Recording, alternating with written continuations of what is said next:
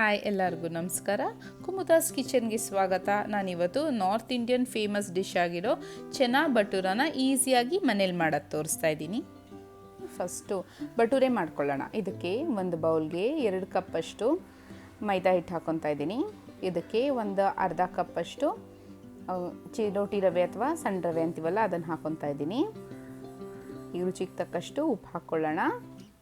ನಿಮ್ಮ ರುಚಿಗೆ ಅನುಸಾರವಾಗಿ ಹಾಕ್ಕೊಳ್ಳಿ. ಒಂದು 1/4 ಸ್ಪೂನಷ್ಟು ಅಡುಗೆ ಸೋಡಾ, ಒಂದು ಅರ್ಧ ಟೀ ಸ್ಪೂನಷ್ಟು ಬೇಕಿಂಗ್ ಪೌಡರ್ ಹಾಕ್ಕೊತಾ ಇದ್ದೀನಿ.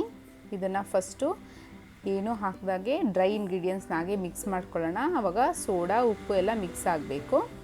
ಇವಾಗ ಇದಕ್ಕೆ 1.5 ಕಪ್ಪಷ್ಟು ಮೊಸರು ತೊಗೊಂಡು ಸ್ವಲ್ಪನೇ ಹಾಕ್ಕೊಂಡು ಚೆನ್ನಾಗಿ ಕಲಸಿ. ಸ್ವಲ್ಪನೇ ಹಾಕ್ಕೊಂಡು ಕಲಸಿ. ತುಂಬ ಹುಷಾರಾಗಿ ಕಲಿಸ್ಬೇಕು. ಇದು ತೆಳ್ಳಗಾಗಬಾರ್ದು, ಗಟ್ಟಿಯಾಗೇ ಇರಬೇಕು. ಒಂದು ಅರ್ಧ ಕಲಸಾದ್ಮೇಲೆ 1-2 ಟೇಬಲ್ ಸ್ಪೂನಷ್ಟು ಎಣ್ಣೆ ಹಾಕ್ಕೊಂಡು ಕಲಿಸ್ಕೊಳ್ಳೋಣ. ಆವಾಗ ಅದು ಕೈಗೆ ಅಂಟಲ್ಲ. ಚೆನ್ನಾಗಿ ನಾದಿ ಕಲಿಸ್ಬೇಕು.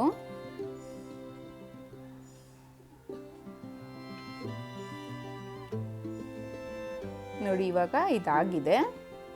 ಈಗ ಇದ್ರ ಮೇಲೆ ಒಂದು ಬಟ್ಟೆನ ಒದ್ದೆ ಮಾಡಿಕೊಂಡು ಗಟ್ಟಿಯಾಗಿ ಇಂಟ್ಕೊಂಡು ಅದನ್ನು ವೆಟ್ ಕ್ಲಾತ್ನ ಕ್ಲೋಸ್ ಮಾಡಿಬಿಟ್ಟು ಒಂದು 7ರಿಂದ 8 ಅವರ್ ಹಾಗೆ ರೆಸ್ಟ್ ಮಾಡೋಕ್ಕೆ ಬಿಡೋಣ. ನೋಡಿ, 4ರಿಂದ 5 ಅವರ್ ಬಿಟ್ಟು ಸಾಕು. ಬಟ್ 7ರಿಂದ 8 ಅವರ್ ಬಿಟ್ಟರೆ ಅದು ತುಂಬ ಚೆನ್ನಾಗಿ ಸಾಫ್ಟಾಗಿ ಬರುತ್ತೆ ಪೂರೀಸು. ಇವಾಗ ನೋಡಿ ಎಷ್ಟು ಸಾಫ್ಟಾಗಿ ಆಗೋಗ್ಬಿಟ್ಟಿದೆ. ಇವಾಗ ತಿರ್ಗಾ ಇದಕ್ಕೆ ಒಂದು ಸ್ವಲ್ಪ ಮೈದಾ ಹಿಟ್ಟು, ಒಂದು 1/4 ಕಪ್ಪಷ್ಟು ಮೈದಾ ಹಿಟ್ಟು ಹಾಕ್ಕೊಂಡು ಚೆನ್ನಾಗಿ ನಾದಬೇಕು. ಅದು ಕೈಗೆ ಅಂಟಬಾರ್ದು ನಿಮಗೆ ಹಿಟ್ಟು, ಆ ಥರ ನಿಮಗೆ ಗೊತ್ತಾಗುತ್ತೆ. ಈಗ ಇದನ್ನು ಒಂದು ಸಣ್ಣ ಬಾಲ್ ಶೇಪಲ್ಲಿ ಮಾಡಿಕೊಂಡು ಒಂದು ಸ್ವಲ್ಪ ಮೈದಾ ಹಿಟ್ಟು ಹಾಕ್ಕೊಂಡು ಅದನ್ನ ಪೂರಿ ಶೇಪಲ್ಲಿ ಹೊತ್ಕೊಳ್ಳೋಣ. ತುಂಬ ತೆಳ್ಳಗೂ ಒತ್ತಬೇಡಿ, ತುಂಬ ದಪ್ಪನೂ ಒತ್ತಬೇಡಿ. ಇದು ಮೈದಾ ಆಗಿರೋದ್ರಿಂದ ನೀವು ಎಷ್ಟೇ ಎಳೆದ್ರೂ ಅದು ಸ್ವಲ್ಪ ಚಿಕ್ಕ ಸೈಜ್ಗೆ ಆಗೇ ಆಗುತ್ತೆ. ಸೊ ಒಂದು ಸ್ವಲ್ಪ ತೆಳುವಾಗುತ್ತೆ. ನೋಡಿ, ಈ ಥರ ಇರಬೇಕು.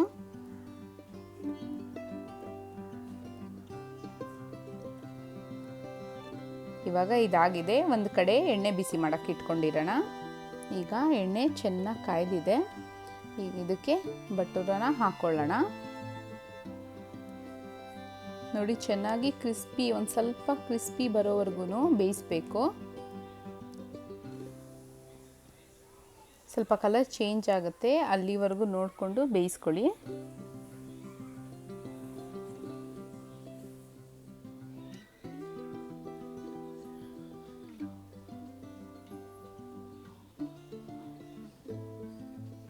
ಇವಾಗ ಇದಾಗಿದೆ. ನೋಡಿ, ಕಲರ್ ಚೇಂಜ್ ಆಗಿದೆ. ಈ ಗೋಲ್ಡನ್ ಕಲರ್ ಬರಬೇಕು, ಅಲ್ಲಿವರೆಗೂ ಬೇಯಿಸ್ಕೊಂಡ್ರೆ ಸಾಕು.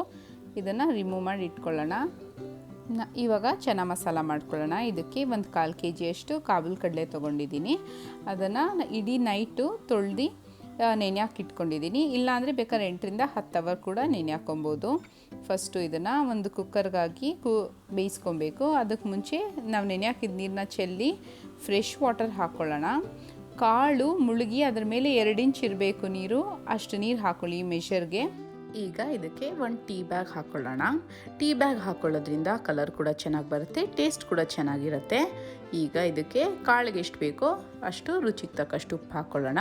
ಒಂದು ಲಿಡ್ ಕ್ಲೋಸ್ ಮಾಡಿ 4ರಿಂದ 5 ವಿಸಿಲ್ ಕೂಗಿಸ್ಕೊಳ್ಳೋಣ.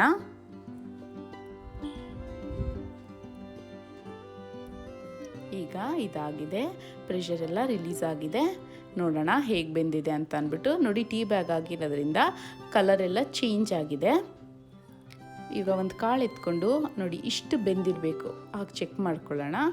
ಈಗ ಒಗ್ಗರಣೆಗೆ 2 ಈರುಳ್ಳಿನ ಪೇಸ್ಟ್ ಮಾಡಿಟ್ಕೊಂಡಿದ್ದೀನಿ.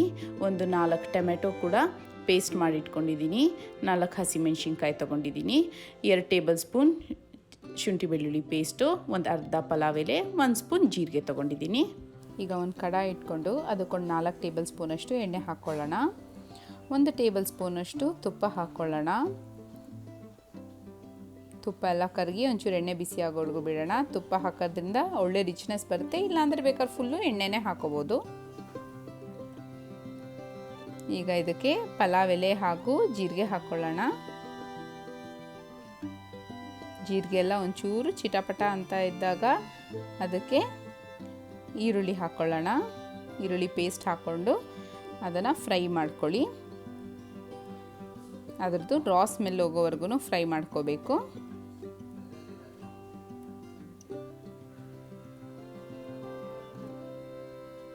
ಈಗ ಇದಕ್ಕೆ ಶುಂಠಿ ಬೆಳ್ಳುಳ್ಳಿ ಪೇಸ್ಟ್ ಹಾಕ್ಕೊಳ್ಳೋಣ. ಒಂದು ನಿಮಿಷ ಹುರ್ಕೊಳ್ಳೋಣ. ಹಸಿಮೆಣಸಿನ್ಕಾಯಿ ಹಾಕ್ಕೊಳ್ಳೋಣ. ಈಗ ಇದೆಲ್ಲ ಹುರ್ಕೊಂಡಾಗಿದೆ. ಇವಾಗ ಇದಕ್ಕೆ ಟೊಮ್ಯಾಟೊ ಪೇಸ್ಟ್ ಹಾಕ್ಕೊಂಡು ಹುರ್ಕೊಳ್ಳಿ. ನೋಡಿ, ಟೊಮೆಟೊ ಈರುಳ್ಳಿನೆಲ್ಲ ಸಣ್ಣಗೆ ಹೆಚ್ಚು ಕೂಡ ಹಾಕೋಬೋದು, ಬಟ್ ನಿಮಗೆ ಗ್ರೇವಿ ಕಮ್ಮಿ ಬರುತ್ತೆ. ಹಾಕೊಳ್ಳೋದ್ರಿಂದ ಗ್ರೇವಿ ಜಾಸ್ತಿ ಬರುತ್ತೆ. ಒಂದು ಸ್ವಲ್ಪ ಅರಿಶಿನದ ಪುಡಿ, 1 ಸ್ಪೂನ್ ಗರಂ ಮಸಾಲ ಪುಡಿ ಹಾಗೂ 1 ಟೇಬಲ್ ಸ್ಪೂನ್ ಧನಿಯಾ ಪುಡಿ, 1 ಟೇಬಲ್ ಸ್ಪೂನಷ್ಟು ಚಿಲ್ಲಿ ಪೌಡರ್ ಹಾಕ್ಕೊತಾ ಇದ್ದೀನಿ. Kashmiri red chilli powder use ಮಾಡಿ, ಆವಾಗ ಕಲರ್ ತುಂಬ ಚೆನ್ನಾಗಿ ಬರುತ್ತೆ. ಸಿಮ್ಮಲ್ಲಿ ಇಟ್ಕೊಂಡು ಯಾವಾಗಲೂ ಪುಡಿ ಹಾಕಬೇಕಾದ್ರೆ ಸಿಮ್ಮಲ್ಲಿ ಇಟ್ಕೊಂಡು ಹುರ್ಕೊಳ್ಳಿ. ಇದಕ್ಕೊಂದು ಅರ್ಧ ಕಪ್ಪಷ್ಟು ನೀರು ಹಾಕ್ಕೊಂಡು ಒಂದು 2 ನಿಮಿಷ ಬೇಯಿಸ್ಕೊಳ್ಳೋಣ. ಇದಕ್ಕೆ 1 ಕಪ್ ನೀರು ಹಾಕ್ಕೊಂಡು ಮಿಕ್ಸ್ ಮಾಡಿ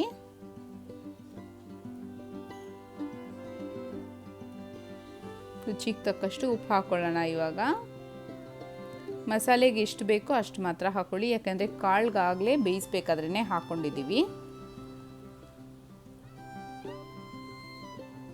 ಒಂದು ಅರ್ಧ ಸ್ಪೂನಷ್ಟು ಚಾಟ್ ಮಸಾಲ ಕೂಡ ಹಾಕ್ಕೊಳ್ಳೋಣ. ಇದು ಆಪ್ಷನಲ್ಲು, ಎಕ್ಸ್ಟ್ರಾ ಫ್ಲೇವರ್ ಕೊಡುತ್ತೆ. ಒಂಚೂರು ಆಮ್ಚೂರು ಪೌಡರ್ ಕೂಡ ಹಾಕ್ಕೊಳ್ಳೋಣ. ನೀವು ಮಾತ್ರ ಆಮ್ಚೂರು ಪುಡಿ ಇಲ್ಲ ಅಂದರೆ ಲಾಸ್ಟಲ್ಲಿ ಎಲ್ಲ ಮಾಡಾದ್ಮೇಲೆ ಒಂದು ಅರ್ಧ ನಿಂಬೆಹಣ್ಣು ಹಿಂಡ್ಕೊಂಡ್ರೂ ಆಗುತ್ತೆ.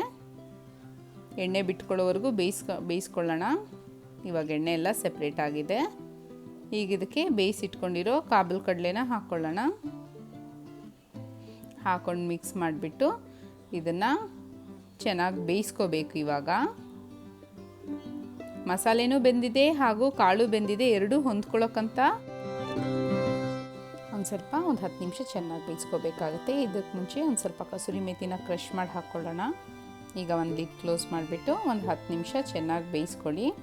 ನೋಡಿ, ಇವಾಗ ಇದಾಗಿದೆ, ಎಣ್ಣೆ ಎಲ್ಲ ಸೈಡಲ್ಲಿ ಬಿಟ್ಕೊಂಡಿದೆ.